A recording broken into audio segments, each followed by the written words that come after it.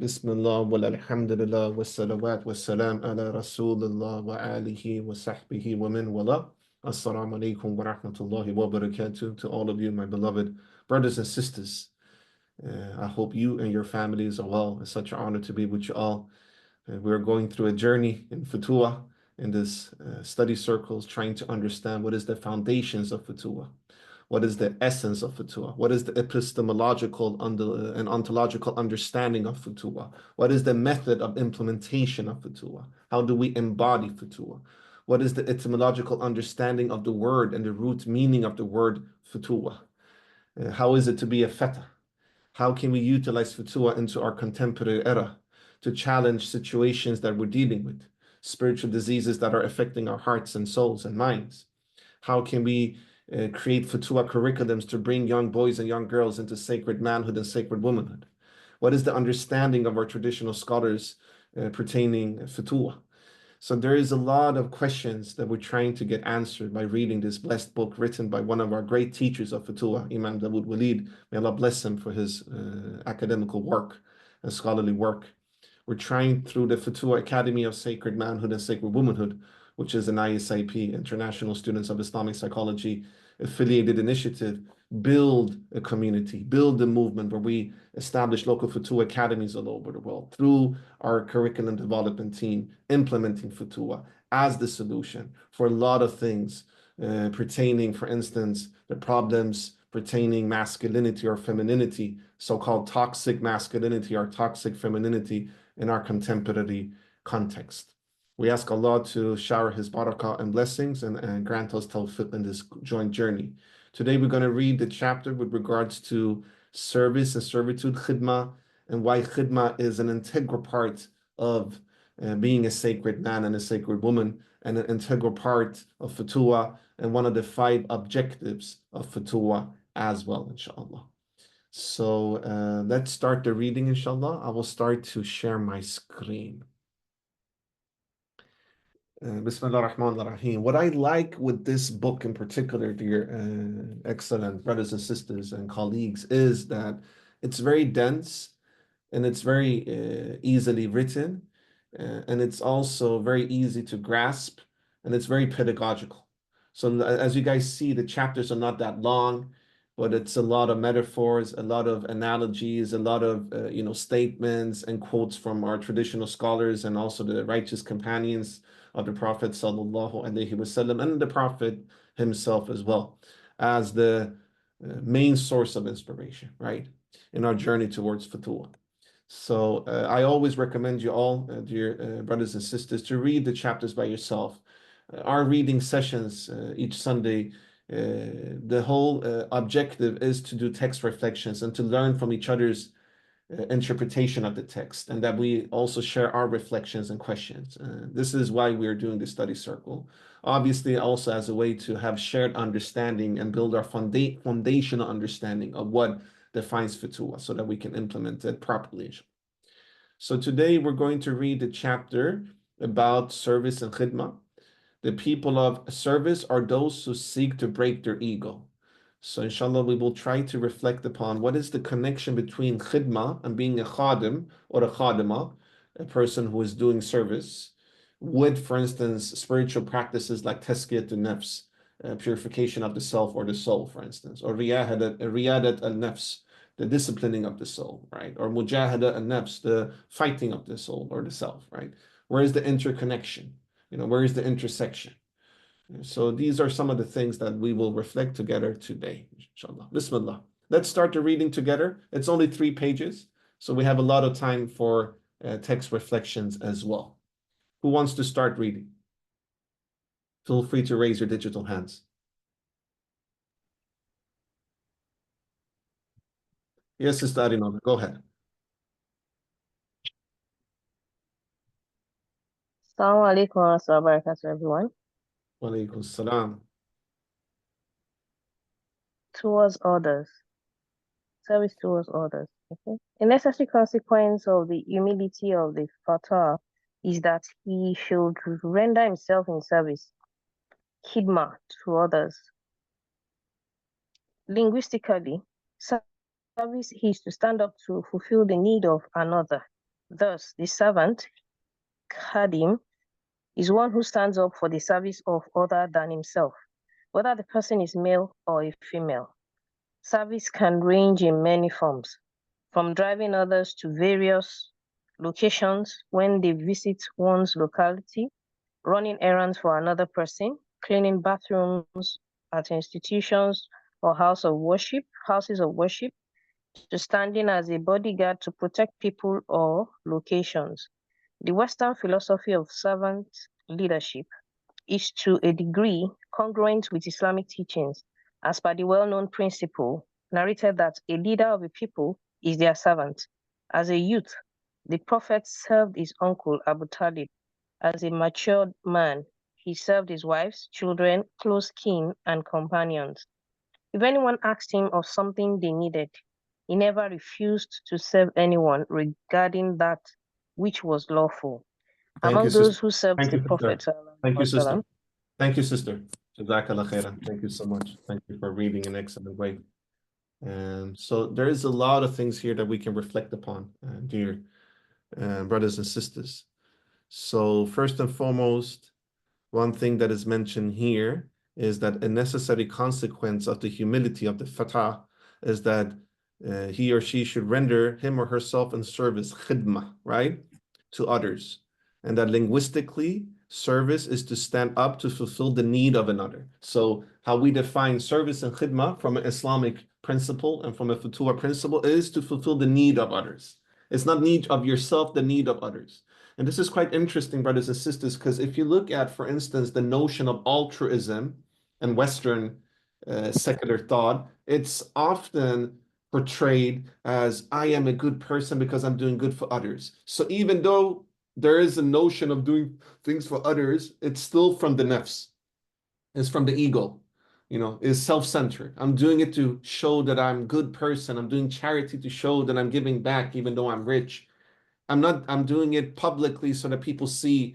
And it's actually contradicting the notion of khidmah, because here we're learning that it's to stand up to fulfill the need of another rather than yourself, right? The servant, the khadim or the khadima, is one who stands up for the service of other than him or herself, whether the person is a male or female. So this is quite interesting. This is my first question to all of you, all right? How can we use khidmah, for instance, as part of a Futuwwah curriculum, right? As a way for the youths to both break their ego, right? Elevate themselves spiritually, and also to give back to the community. Any thoughts on this or any reflections?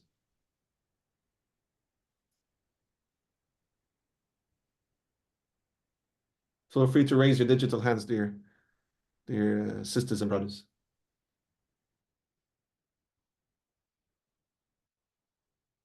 Okay, I'll start and then hopefully we'll engage together. So essentially, I think that it's important that we look at khidmah contextually and also locally. So I really believe that khidmah, besides breaking the ego, which is very important, it's also about dawah in a sense. So I was imagining in a Futuwwah curriculum for young boys and girls that we could, for instance, go out in the streets and clean the streets up, right? Let's say there is some garbage, in the park or on the pavement, right?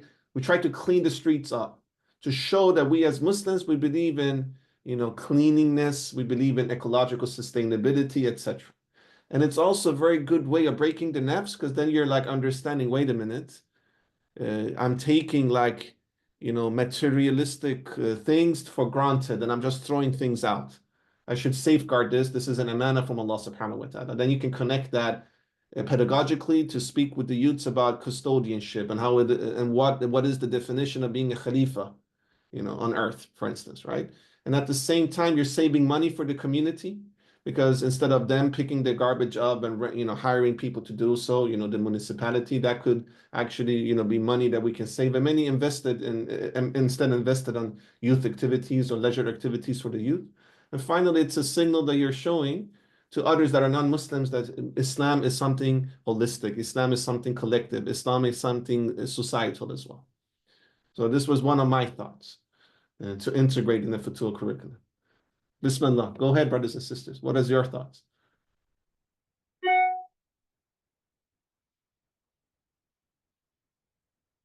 Anybody who would like to share?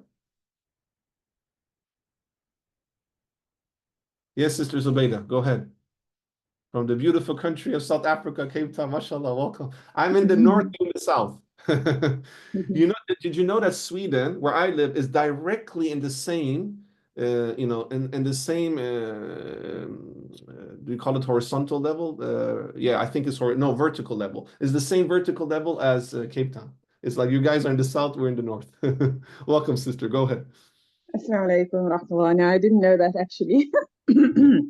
Yeah, I think my reflection was something similar to yours in terms of, I think, contextually finding out what are the needs within communities and then seeing how one can create opportunities for the youth or people part of the Futuwwah process to actually, provide the skill sets or expertise and help communities address the needs, whether it be drug addiction, whether it be mental spaces, whatever the need is, and using people within the Islamic fraternity that have the expertise to maybe offer that to communities. And I think a large barrier to many people are costs in today's age. So being able to fundraise, be able to provide these services at a lower fee or for free to communities would obviously aid them being able to access certain, expertise that they ordinarily wouldn't be able to. So that was just some thoughts of mine. MashaAllah, Sister Zubaydah. Thank you for excellent reflection. Yeah, I agree. Any other thoughts, brothers and sisters?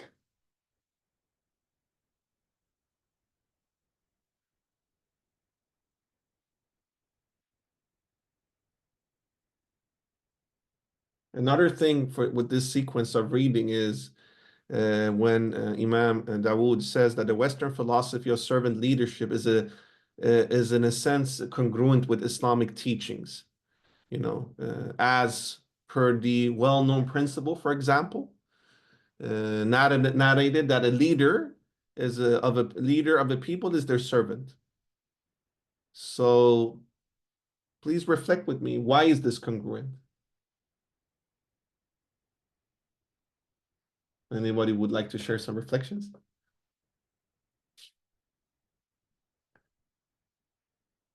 Don't be shy, brothers and sisters. We should have a lot of conversations. So please, by all means, we're here to learn from each other. Yes, Sister Elena, go ahead. Assalamualaikum. Wa alaikum salam wa rahmatullah. We call it plogging here. It's like picking up rubbish as you go jogging.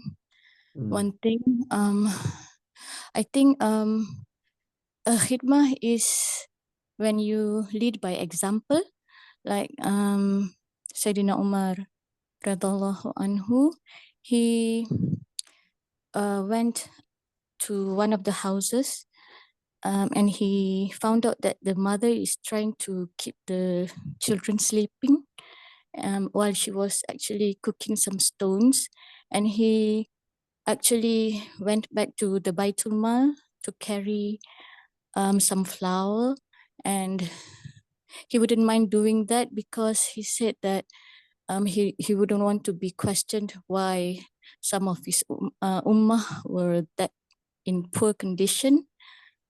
And in archery, actually, there are three things that will gain reward. The one who create the arrow, the one who shoots, and the one who collects the arrows. There's a hadith that these three are getting rewards while doing the archery. Wallahu.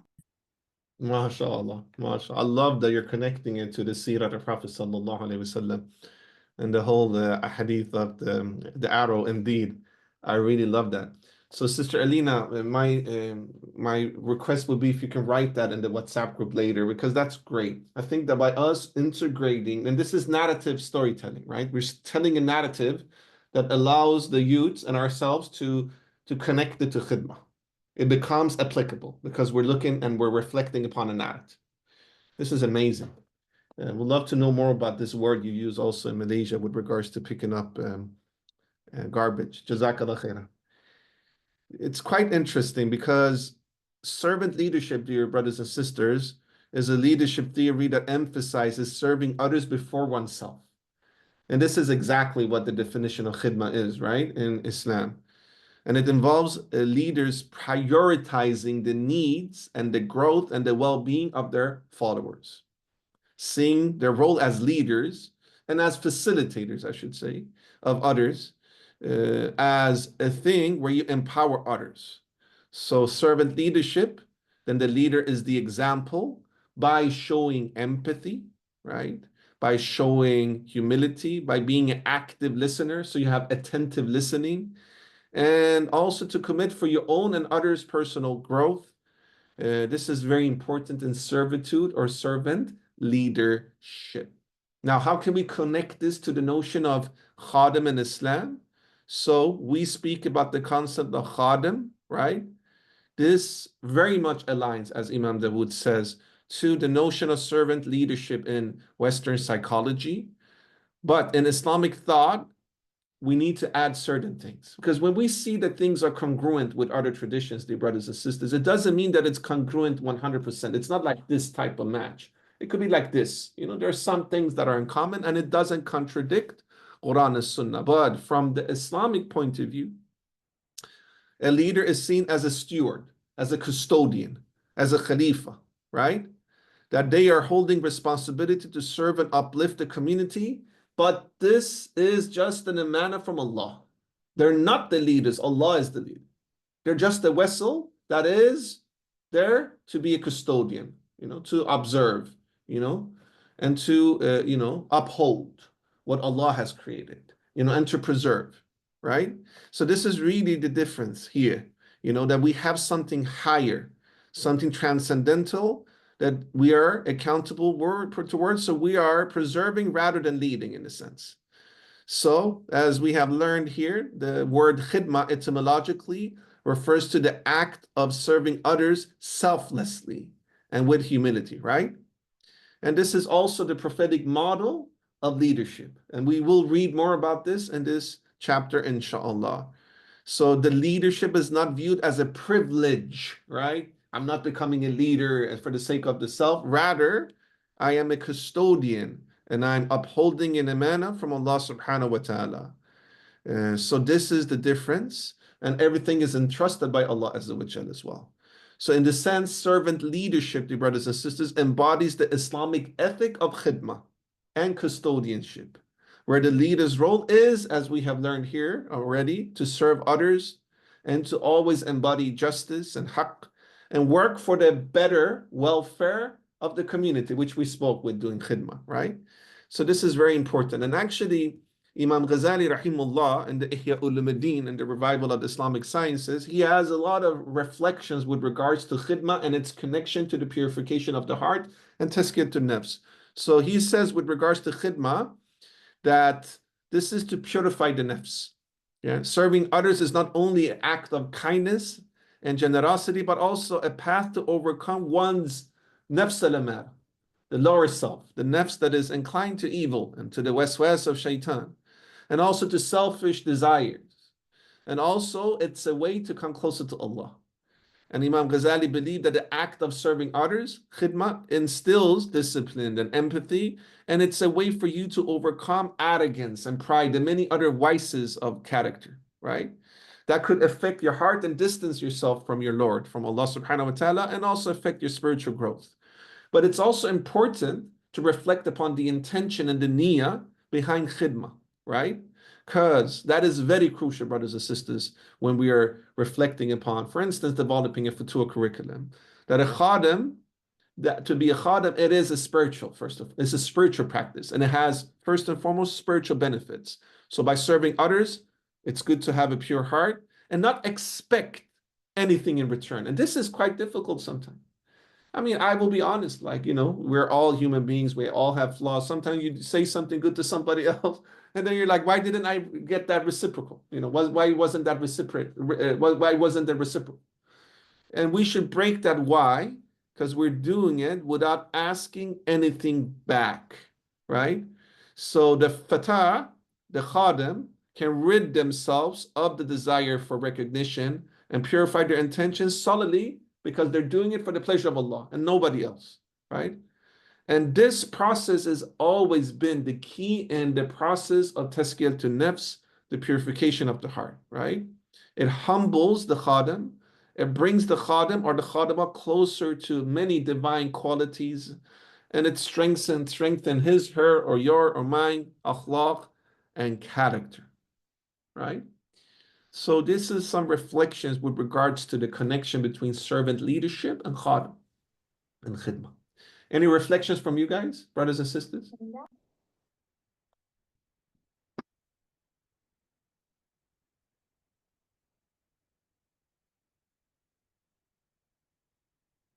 No reflections?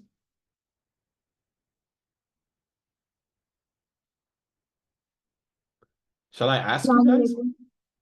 Assalamu alaikum. Please go ahead, Sister Shabina. Please raise your digital hand just so I can see. Yeah. Go ahead. Okay. I just want to say that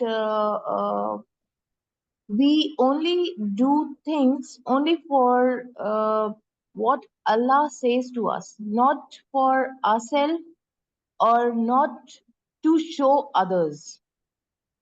Say in Akhirah that Allah will ask the person what you have done and what are the things you have done in this world. So many persons are there. They says I have done I have done charity for in of your name, and other says many of three categories are there. First is I have done the charity uh, only for your sake. And I don't remember two more categories. But the thing is that the intention of doing things for only for Allah's sake, or only to show yourself that I can do it, and showing to others that see I am doing it and I am like this. So these things are not good, or if we only doing for the sake of Allah, so that is counted. Thank you. MashaAllah, sister. MashaAllah, Sister Shabina. Thank you for your excellent remarks. I really appreciate it. Yes, I agree. So it's about always knowing the intention, the niyyah, and the objective of what you're doing. For instance, service, right? Exactly. It's very important. Very important. Thank you. Another thing I was thinking here is that, the text is telling us that the Prophet ﷺ was the best khadim of them all. MashaAllah. So he served as young, his uncle Abu Talib, right? And then he served his wives, his children, his close kin, and his companion as an adult. So if the Prophet is a servant as a leader, then we can also be that, right? So how can leaders be servants as well? Where's the connection there? How can leaders be servants as well? And I would like you guys to reflect upon this and explain it. And I'm going to add this question to the WhatsApp group afterwards. If you guys can explain this pedagogically so that our youth in the future Futuwwah program could understand it. The problem here is, and why I'm asking you guys to reflect together with me, is because the leadership models that, the youths and ourselves are, exposed to in this generation and in this contemporary era are very narcissistic, right? To be a boss. I'm sure you guys have heard this before. I'm a boss. It's very individualistic, right? And I think that we need to find ways to show this alternative to the youths. So any thoughts and reflections about this, dear sisters and brothers?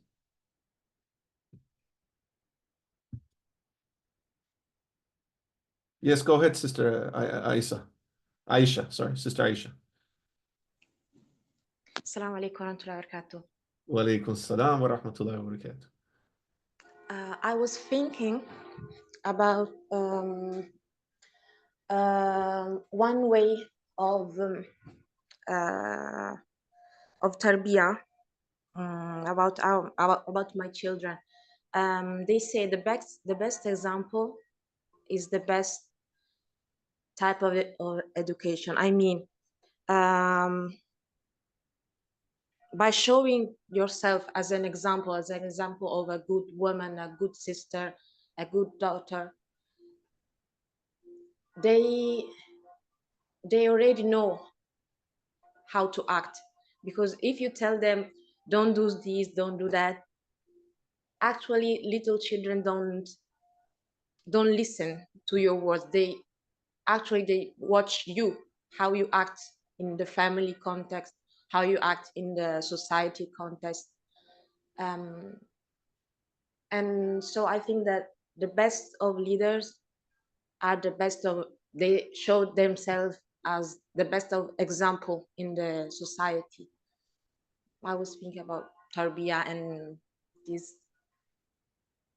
MashaAllah, Sister Aisha, I agree with you. And that was something that we spoke about last week, the whole notion of modeling, if I'm not mistaken. Modeling. How do we model ourselves? We have the psychological theory of modeling, as a way to give tarbiyah to our children. I need to model, show them the path by, embodying it myself. Definitely, definitely. Thank you, Sister Aisha. An honor to have you with us. MashaAllah, we have people from Italy, South Africa, MashaAllah, Malaysia, Singapore. Amazing. All right. Another reflection I had is about authority and authoritarian. Sometimes we misinterpret authoritarian and we think that is authority. But authoritarian is Firawic, and authority is to be a servant because you're giving the authority to Allah. But then you have authority in that, right? So these are very interesting reflections that we can have. Let's go ahead and continue the reading. We will start from among those who served the Prophet ﷺ. Who would like to read? Please raise your digital hands, dear excellent brothers and sisters.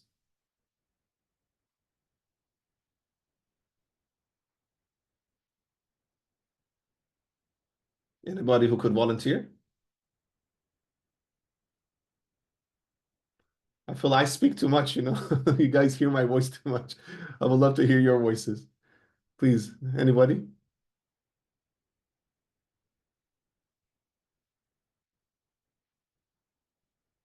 All right, Sister Arinola, go ahead.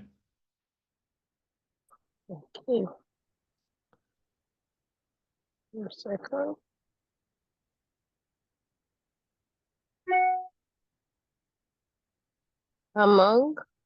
Yes, there, exactly. Among those who served the Prophet ﷺ was Anas ibn Malik. Anas was a fatah who served the Prophet ﷺ for a decade, happily doing chores. Okay, happily doing chores and errands for him. Likewise, Abdullah ibn Masud, one of the earliest Muslims to convert in Makkah, performed service for the Prophet ﷺ by taking care of his shoes and cleaning them. Allah raised his status to the degree that in maturity, he was known to be of the most knowledgeable jurists among the companions. Another companion, Hukbah ibn Amir, served to the Prophet ﷺ by taking care of his mule and guiding it during the travels. Notably, Bilal al-Habashi served the Prophet ﷺ as the Muhaddin, a role which included awakening him for Fajr prayers. Another Abyssinian, Ayman al-Habashi, would regularly serve the Prophet ﷺ by getting his water for wudu and ghusl, also tending to other needs of the Prophet ﷺ.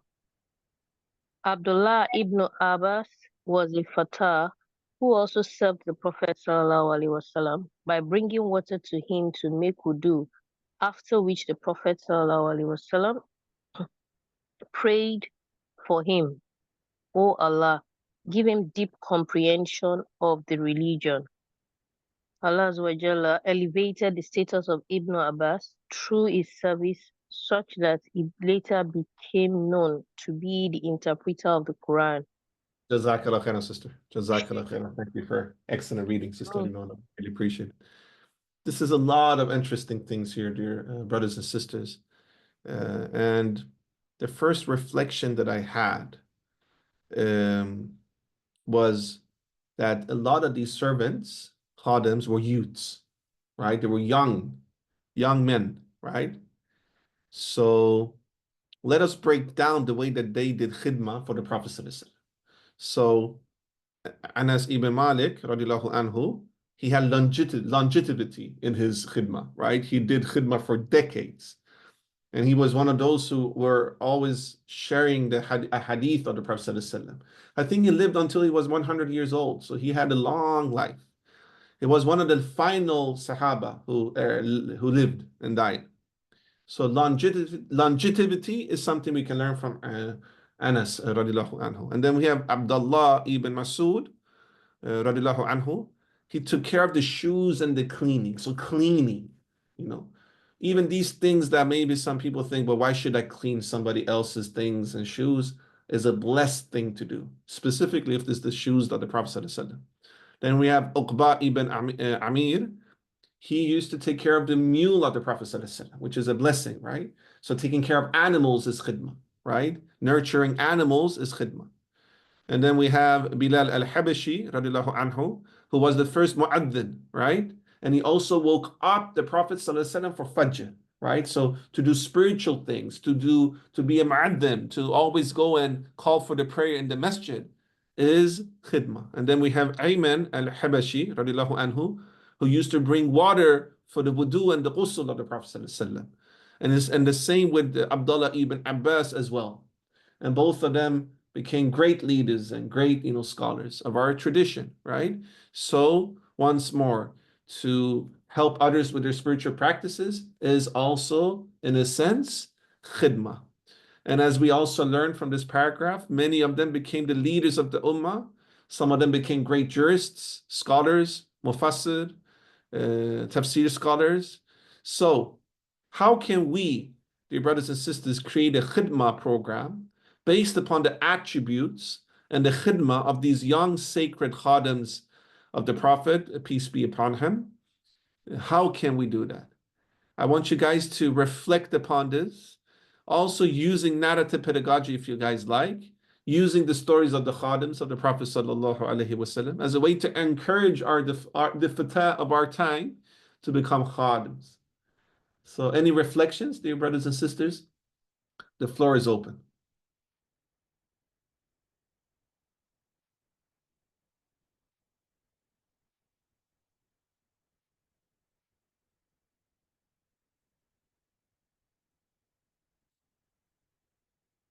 Any reflections, brothers and sisters? While you guys unmute yourself, let me check the, I want to check the chat. Let me check the chat. What does the chat say? Sister Anum is saying, Sister Noor is saying, being in service to others mean we're also performing our duty as Khalifa. Everyone has a role to play based on our strengths, capabilities, and capacity to do so.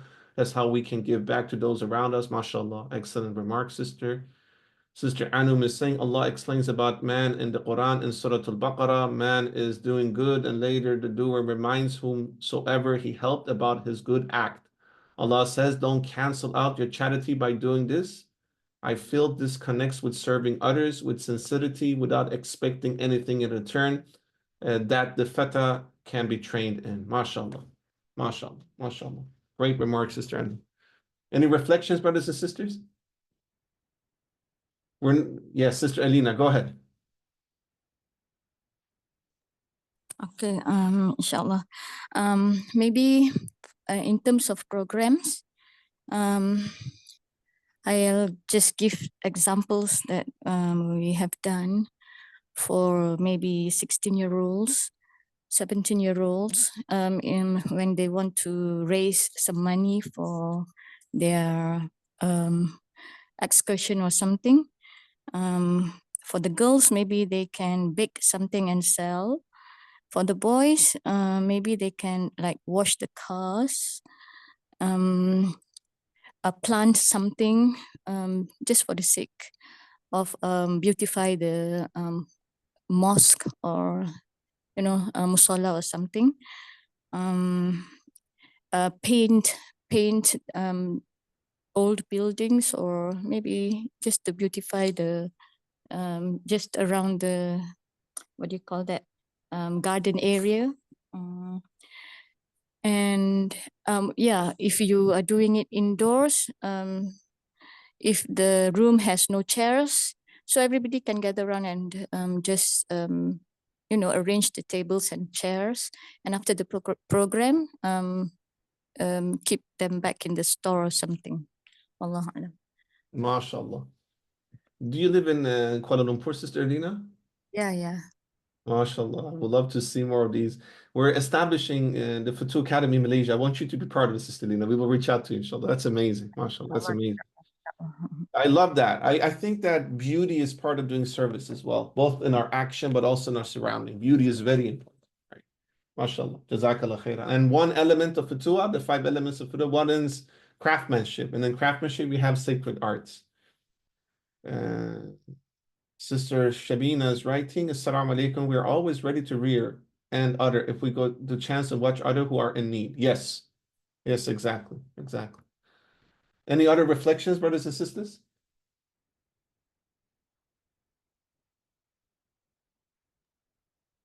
Assalamu alaikum. Wa alaikum salam. Please go ahead, Sister Arinola.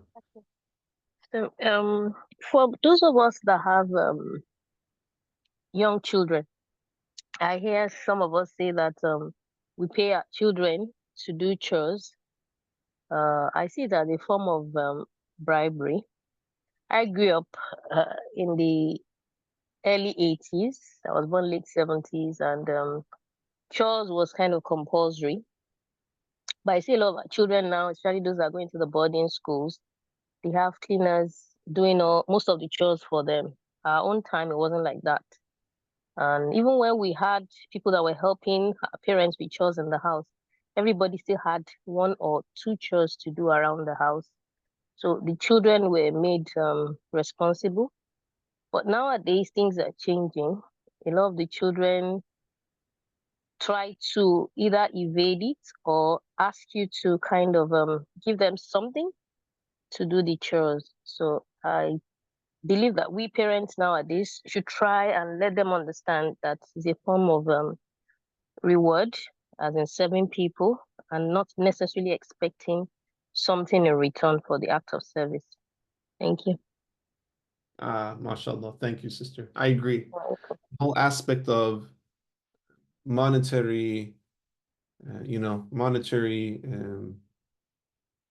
ways of bringing change in the character, or, I mean, I'm not judging it, because, I mean, maybe sometimes it could have some benefits, but generally, as you say, it's not the source of why you want to do something, and that's something that we need to instill in ourselves first and foremost, but also in others. And I think that's a reflection of the what type of philosophy is governing our society today. Our philosophy is very much rooted in something very materialistic, the essence of it. It's all about material, not something metaphysical. So that's a reflection. That's why monetary becomes almost the way that we reflect upon welfare or health, unfortunately. Thank you for sharing that. Sister Zubaydah, you raised your digital hand. You want to share something? Yes, I was thinking, the first part of the paragraph when she started, it said the Fatah served the Prophet ﷺ for a decade happily doing chores and errands for him. And I thought that happily part, they clearly understood what it is they were doing and why they were doing it. And I think that boils down to maybe why a lot of the youth, because of the societies we live in, we are taught a certain way of doing things. We do it because we get paid in reimbursement or something like that. So I think having programs where youth are made aware of, the bigger context, you know, like you were mentioning earlier, the breaking of the nafs, the actual, you know, how the Prophet ﷺ, the history behind the youth, how some of the youth were leading armies at 16, 19, you know, conquering certain things. And for them to actually understand their rich history and then being able to be more kind of embracing the idea that, you know, khidmah is a form of our status being elevated by Allah, and that's ultimately where our goals should be. So I think that for me was key. You know, something that I just thought was quite interesting. And then, yeah, and I think like some of the sisters were mentioning, the programs happening, like cleaning up the masjid, identifying people around you that you could be of service to, and not expecting a return. And then, you know, offering leaders with you know, and maybe being able to practically then, you know, implement some of these tools. So MashaAllah, Sister Zubaydah. Appreciate all of your excellent thoughts, reflections, and inputs. Yes, I agree. I agree. And I think that it will be interesting to learn from what you guys are doing locally in your communities, whether it's in Cape Town or in Kuala Lumpur or wherever you guys live, so that we can take inspiration from it. You know, it's very valuable. You know, I was even thinking maybe we can record small, social media reels showcasing you doing khidmah as a way to inspire others, right? I think that would be great. That will be great. Thank you, sister. There's some more comments in the chat. Sister Noor is writing in Singapore, marriage preparatory course has been the norm for couples to go through before marriage. Futuwwah also require parents' involvement starting from home. Hence, parenting programs should be tagged together with this marriage prep course, such as giving roles to each family members to fulfill.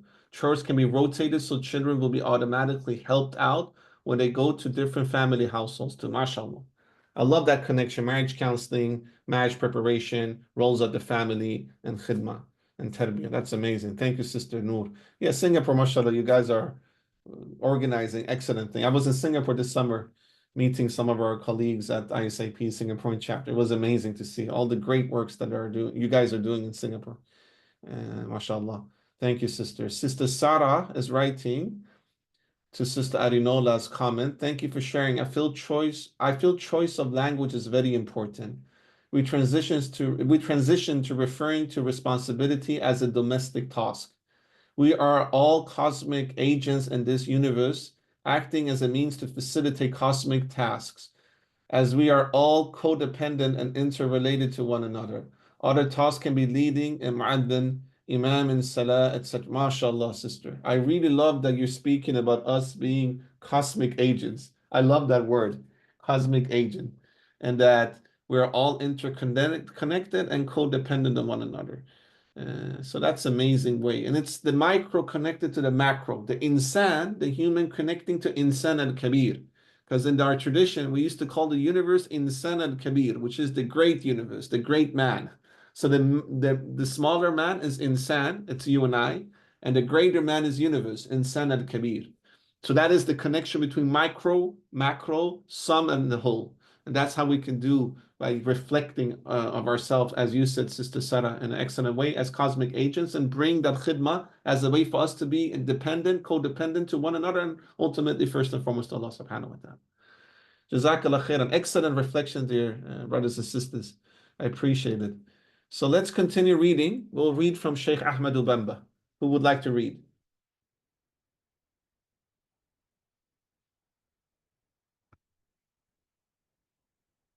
Shall I go ahead? Who would like to read? Please raise your digital hands, please. Anybody who would like to read? Okay, Sister Mahmouda, go ahead. Assalamu alaikum wa rahmatullahi wa barakatuh. Walaikum salam. From Sheikh Ahmed Ubamba, sister. Okay. Sheikh Ahmadu Bamba became known to be servant of the Prophet Khadim al-Rasul, based upon a gene. Just 1 second, sister. There is somebody. Could you guys mute your microphones, please? Somebody's microphone is on. Please mute yourselves. Thank you. Go ahead, Sister Mahmouda. based upon a dream he had of the Prophet sallallahu alaihi wasallam, which led the Shaykh to exclusively dedicate much of his life to writing Arabic poetry, singing the praise of the one whom he served, extolling his noble qualities. The Sheikh started service, his worship, and customs as specific to worship. Thus, he viewed not only the norms of ritual prayers as worship, but also the ways in which one serves others, according to what is proper in the locality for the sake of Allah subhanahu wa ta'ala. Jazakallah khairan, sister. I want us to wait here to reflect a little bit here. First and foremost, for all of you who do not know Sheikh Ahmadu Bamba, it's good to read the text below. You want to read the text below, sister? It's about Sheikh Ahmadu Bamba's background.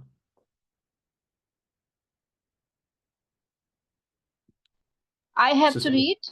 Yeah. Yeah, if you would like to. Okay. Sheikh Ahmadu Bamba, who lived between 1853 CE to 1927 CE, was a Maliki scholar and Gnostic from Senegal. His mother, Sayyida Maryam Borso, is a descendant of the Prophet's grandson, Imam al-Hassan ibn Ali. He led a non-violent revolution against French colonial rule in Senegal that led the French to exile him to Gabon. Then, just a moment, then Mauritania. He is a founder of what is now Senegal's second largest city, Touba, which was inspired by a dream in which Prophet sallallahu alaihi wasallam came to him. Jazakallah khairan, Sister Mahmouna, for reading in such an excellent way, mashallah. So essentially, Sheikh Ahmadu Bamba, for you who do not know him, he was an anti-colonial resistant person. And in this day and age where we see how the colonizers are, genociding our beloved brothers and sisters in Palestine. And by the way, brothers and sisters, we're establishing the Futuwwah Academy in Palestine together with Brother Muhammad. So we will share more information about this. He's one of our beloved brothers of Futuwwah in Nablus, Palestine. We can take a lot of inspiration from our tradition of those who fought the colonizers. Sheikh Ahmadu Bamba is one of them. And I really appreciate what he says here with regards to services, worship, and customs are specific to worship.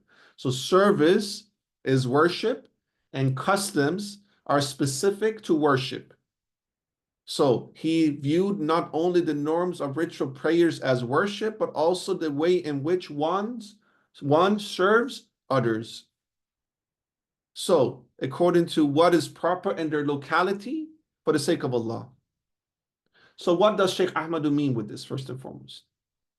What is your reflections, brothers and sisters? What does it mean when he says services, worship, and customs are specific to worship? Any thoughts?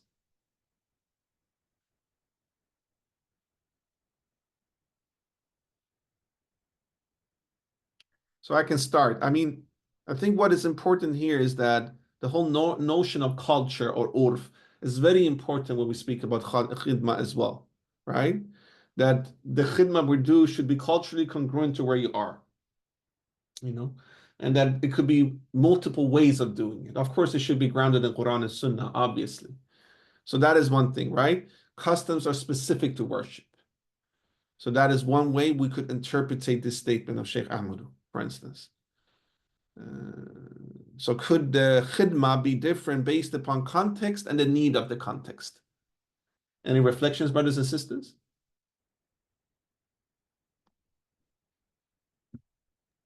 I would like to say something here. Yeah, of course, Sister Mahmouda, go ahead. Service is worship.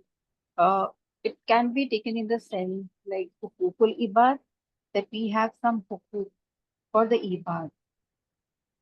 In that notion. So whatever we do and for the sake of the ibad, the abd, those are the services we give. And this is always a give and take relationship. When we give service, what we hope is something we are expecting not from them, but from Allah subhanahu wa ta'ala. The rewards from Allah subhanahu wa ta'ala. Not from the persons for the community wherever we have given the service. Maybe they may not be able to repay you back, but Of course, the rewards with Allah is the greatest. Yeah, exactly, sister. Thank you for your excellent remark. I really appreciate it. Yes, exactly. So we are doing it for the reward of Allah. I think that also here we see that the servant of the Prophet, that we all could be the servant of the Prophet, even though the Prophet is not with us physically, he is here with us spiritually, right? Through his sunnah, for instance. So Khadim al-Rasul, Khadim al-Rasul, the servant of the Prophet ﷺ. That we can always think that we're serving the Prophet, even though he's not with us physically, he's with us spiritually through his sunnah, you know? So that is also a beautiful way of looking at it. And that we are all Khadim al-Rasul. Any other reflections, sisters and brothers?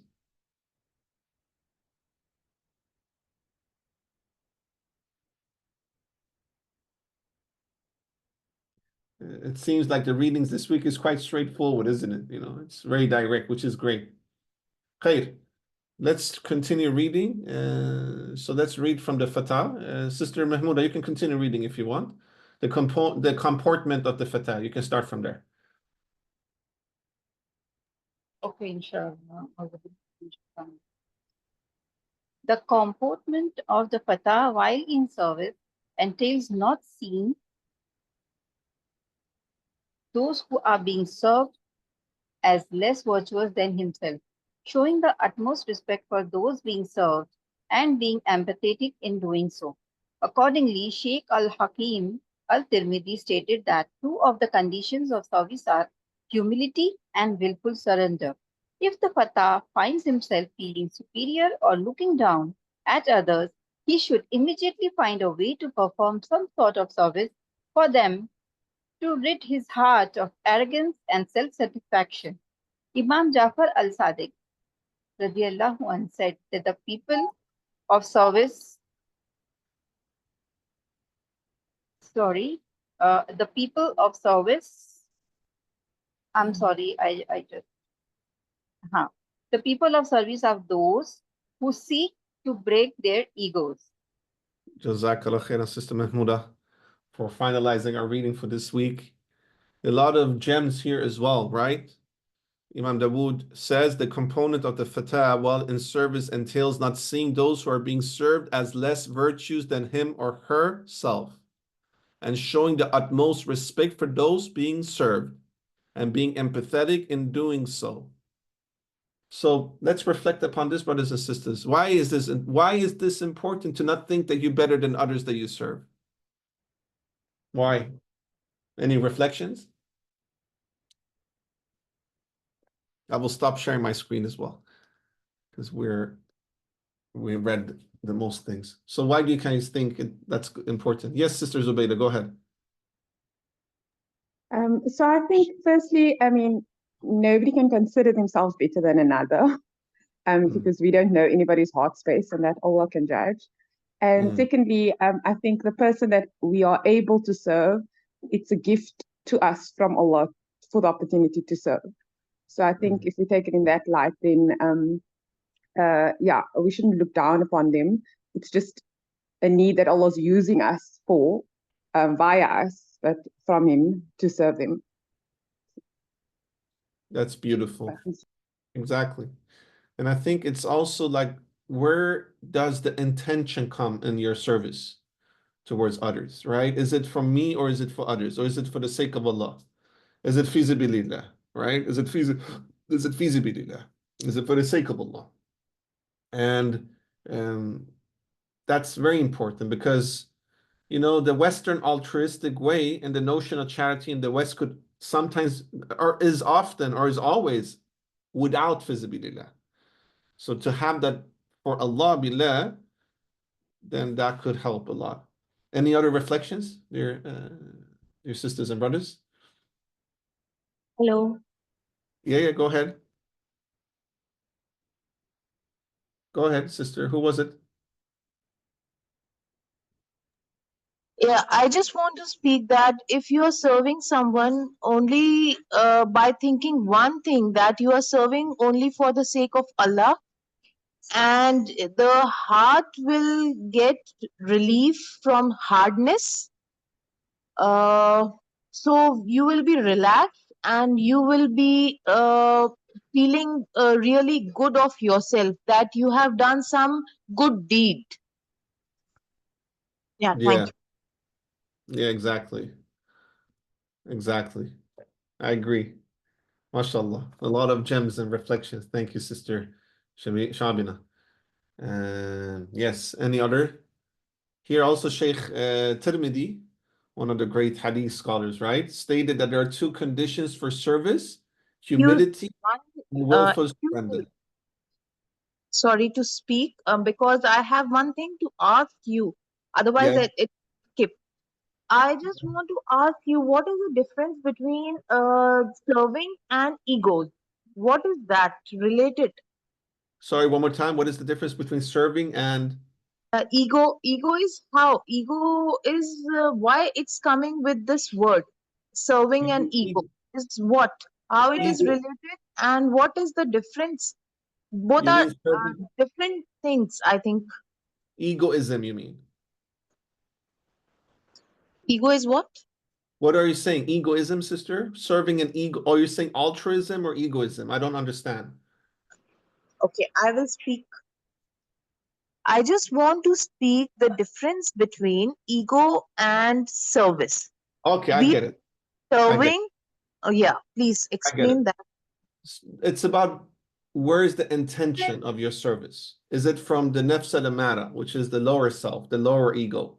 Then it comes from the notion of I want to be seen. I'm doing it to get, recognition. I'm doing it to get praise. It's not for the sake of Allah, it's sake for the ego, for the self. But if you're doing it for the sake of Allah, that you're serving others without asking anything back in return. Or you're doing it under the surface without it being known. They say that the best sadaqah is the sadaqah that you give, without anybody else knows it because you know that Allah knows it. You see what I'm saying?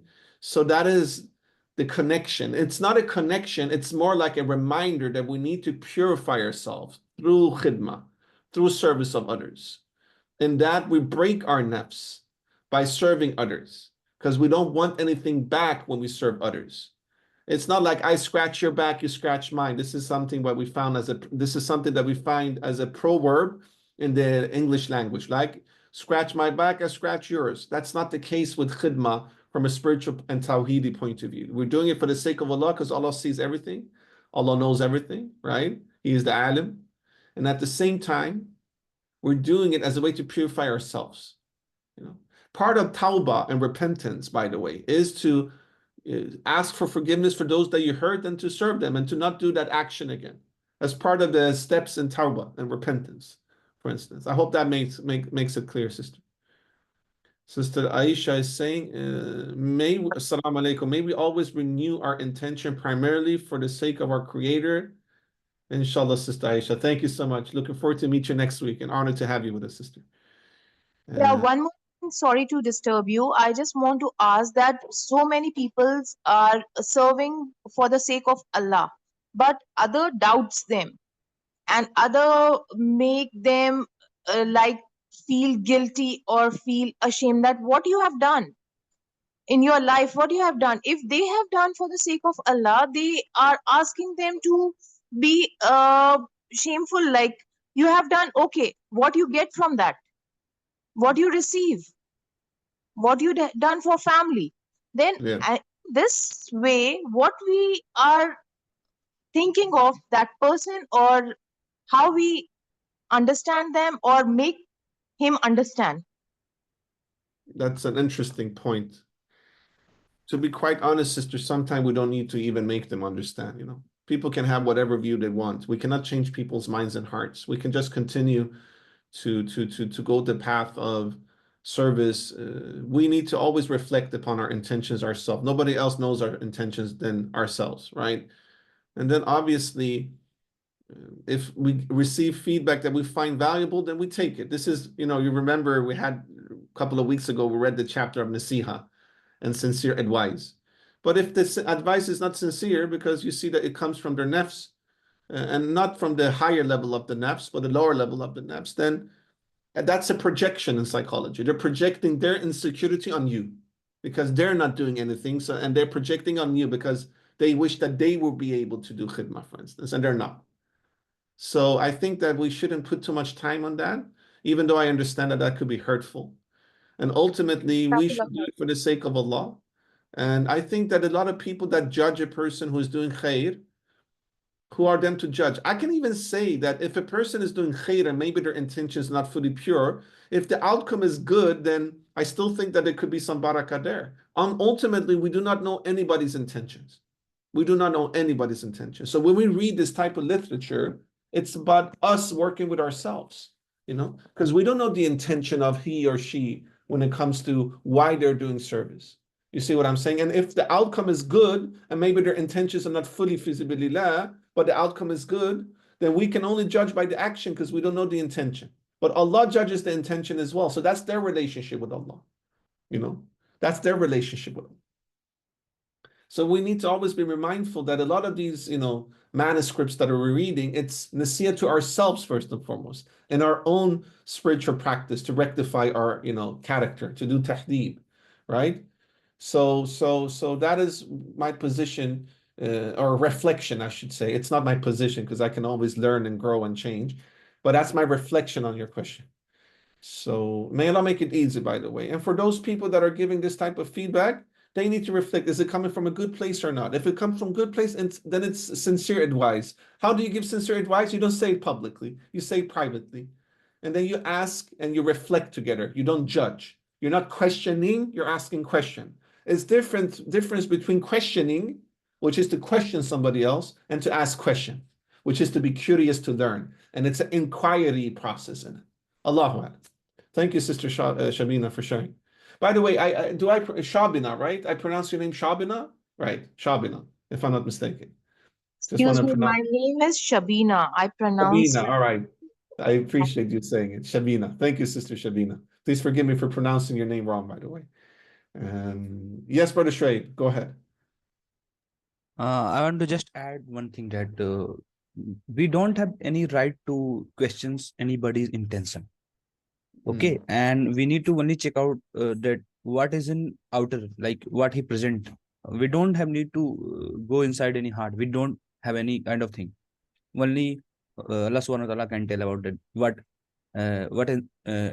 what is inside of anybody's heart. So we always look on the outer part, like what he represent outside to in front of you.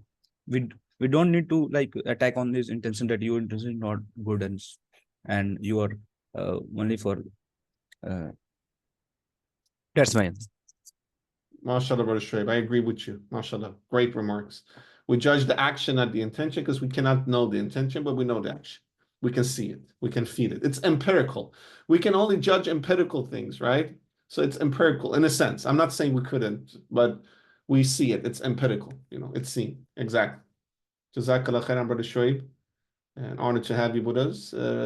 Sister Alina is writing, the Sahaba used to laugh when they saw Ibn Mas'ud's legs that were thin. Rasulullah sallallahu alayhi wasallam corrected them by saying that those legs, if compared to the hill of Uhud, those thin legs weigh more. Subhanallah. I think Rasulullah didn't want anybody to look down upon others by doing service to others. Allah is pleased with those deeds. MashaAllah. The story of Ibn Mas'ud is phenomenal. And actually, within the ISIP, we have a task force called the Ibn Mas'ud Initiative. We have an excellent sister, her name is Zainab from the UK.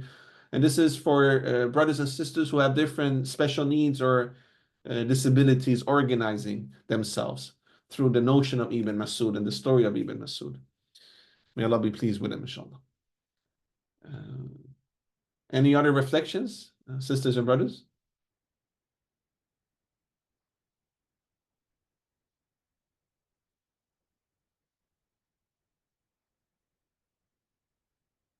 All right. I think that this chapter was very, concise, very straightforward. A lot of things we can do when it comes to building a Futuwwah curriculum, utilizing the notion of khidmah, and that the fatah and the sacred man and the sacred woman is also a khadim and a khadimah. So there is multiple roles, so there are different attributes of the sacred man and sacred woman. You should give sincere advice, right? You should be a khadim, you should be a servant. So we're now understanding that Futuwwah has so many connotations to it and so many attributes, to it. So one attribute is to be a servant. Khair. To next week, dear brothers and sisters, we will read the chapter that starts, that is about good conduct towards parents. It's from page 73 to page, let me see here, to page 77. Good conduct towards parents. That is the chapter we will read. It's only 4 or 5 pages. So it's going to be a very interesting reading that we will do together, inshallah. So that is for next week. We will do a poll on our WhatsApp group, dear brothers and sisters, just to check with regards to the timing of the halaqah. We're noticing that we have some dropout, which is quite normal. But just to see if people would like to maybe start 1 hour later or not. As I mentioned, in Europe, we are going into winter saving time now. So today is actually the day when our clock was switched 1 hour back. So we're going to do a poll. So either myself or Sister Fatima or Brother Shoaib or Sister Daniel will do a poll. We would really appreciate your feedback, inshallah. Yes, Brother Shoaib, go ahead. You wanted to share something. I want to share one hadith regarding that judging on the intention of anybody. Okay, so it is narrated in, I think, in Bukhari that Osama bin Zaid is was a companion of Prophet Sallallahu Alaihi Wasallam. So he was in a war situation. So and Fidel, the Kafir comes under his sword, and he narrated the La ilaha illallah, means he read the kalma. But even after, despite of reading kalma, Osama bin Zaid killed him. And when Osama bin Zaid came to Prophet Sallallahu Alaihi Wasallam and tell the whole story that I killed even after he read the kalma. Then Prophet Sallallahu Alaihi Wasallam tell him that if he came with the same kalma on the day of judgment, what will you do, Osama? And Osama said, like, very kind of in a shame that he killed even after even read the kalma. So we need to, and we need to here we got that we don't need to check anybody heart that what inside it. So we need to just what is open to it, like what is outside. So I just told the meaning of that. I don't read the whole of this. MashaAllah, brother. Thank you. Thank you for your reflections and sharing the hadith. And I agree with you, brother. It's very important, very important. And often when we open up a fruit, if we are seeing the fruit, let's say watermelon, and we open up it, we see that it's even sweeter. So we always have husnul dhan towards our brothers and sisters, that when we open up, you see the inner, it's beautiful. See what I'm saying? That is to have a good opinion. That is to have husnul dhan. Alhamdulillah. Yes, Brother Muhammad Mirajuddin, please go ahead. Assalamu alaikum wa rahmatullahi wa barakatuhu. Alaykum salam wa rahmatullahi wa barakatuh. I hope that I'm loud and clear. You're loud, brother, mashallah. Alhamdulillah. So, I mean, it is so interesting to read and to internalize that whenever we say the word service, the first word that comes to our mind is actually serving people, serving humanity. In other words, it is like the service is actually being done for people, for somebody else. But in reality, as we read this, chapter, we tend to realize and reflect. The service is not meant for others. It is actually for us. I mean, when I am actually doing service, this is the act of service is being done by me, for me, first and foremost. So like it says, the act of service makes us humbled, and it actually is, break your egos, right? What that means is that you have to, and I have to be so much, when I have to break my egos and I have to put aside all kinds of, desires and temptations, and like you said, to kind of the desire to be praised and desire to get, recognition and so on. When I engage in some sort of service, And it can be like any social service, educational service, whatever. But whenever we do service, we obviously create a connection with the people, and we become more empathetic, and we help others. But all of it, the big picture is that we have to keep in mind that the service that I'm doing is not for others. It is actually doing the first audience, the first, what do we call that? I mean, the beneficiaries is actually me and myself. So we also say that we are doing it for the sake of Allah. Obviously, it is for the sake of Allah, but in reality, again, Allah is Ghani. Allah is actually a Samad. It's not like Allah does not need my service. Even when I'm doing it for the sake of Allah, I'm doing it for myself, for my own akhirah, for my own betterment, so that I can actually, reduce my own, I would say, ego and my own, all kinds of, what do you call that, nafs al-ammara, and everything that obviously comes from that nafs and shaitan, so that I can humble myself and I can do favor to myself. There's a hadith in Quran ayah as well, like I have to, take myself accountable before I am accounted. So I think it's in the Quran as well that something like this, and it's a famous saying of Umar bin al-Khattab, if I remember correctly.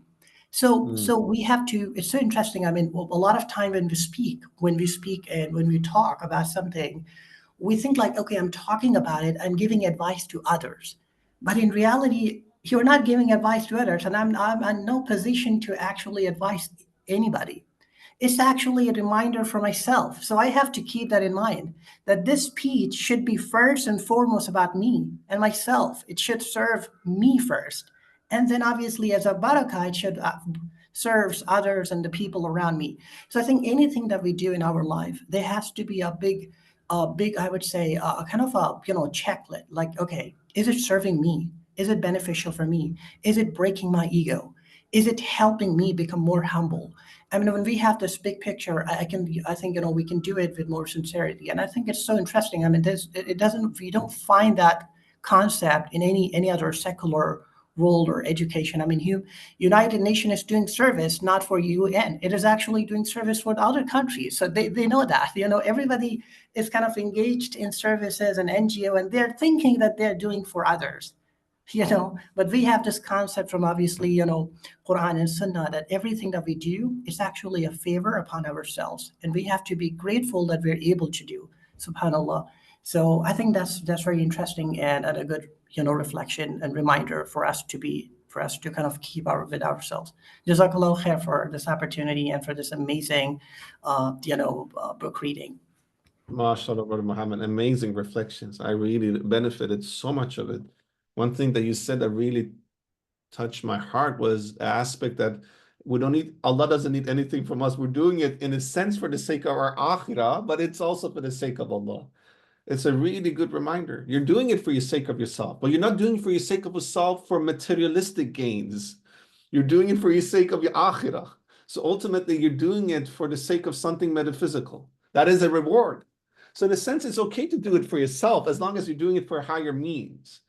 Essentially, I'm trying to distill what you're saying, and it's a really good reminder. And also, when you're serving others, first, it's a reminder to yourself, first and foremost. Yeah, you're serving others as khadim, you're serving others, you're putting others before yourself, but it's also when you give, when you're doing it, it's a reminder for yourself. And you were connecting it to nasiha, obviously, that you're giving sincere advice as an advice for yourself, first and foremost. So the self is not bad, brothers and sisters. I think what I'm understanding from our beloved brother, Muhammad, amazing reflections. I mean, it's amazing reflections from all of you, from Brother Shoaib, from all of you, is what I'm understanding here, which I think is so profound, is that the nafs in itself, the self is nothing bad in Islam. We're not against it. It's about why are you doing it for yourself? It's about the ontological reasoning behind it. Why? You see what I'm saying? Why are you doing it for yourself? Are you doing the nasiha as an advice for yourself first and foremost? That is to break your nafs, right?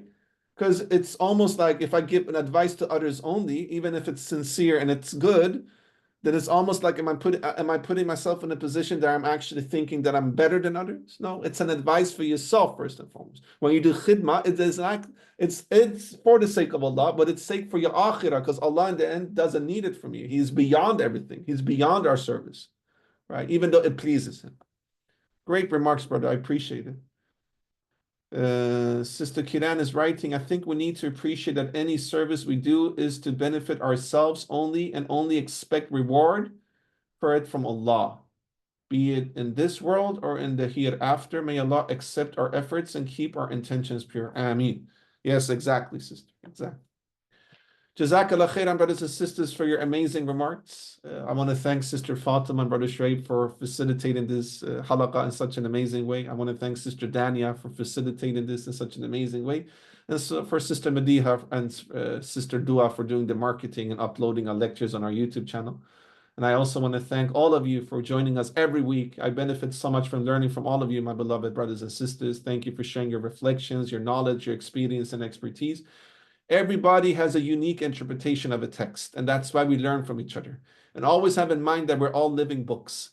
Every person is a lived experience with a lot of chapters that we can gain insights from.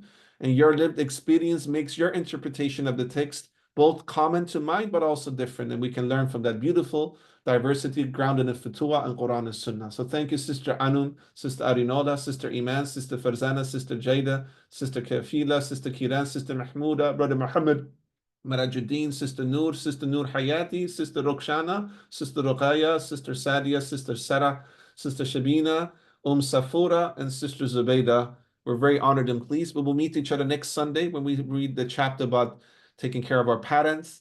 And we will put a reminder and a poll in our WhatsApp group about the timings. If you guys find another timing better, if we start 1 hour later, for instance, that could be an option for the future, inshallah.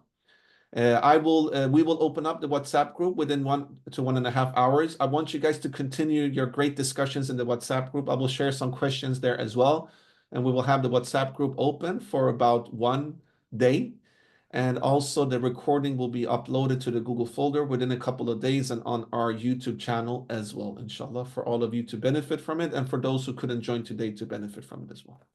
All right, dear brothers and sisters, I mean to all of your du'as, and I wish you all a great continuation of the day. Please extend my greetings to your family, loved ones, and to your communities.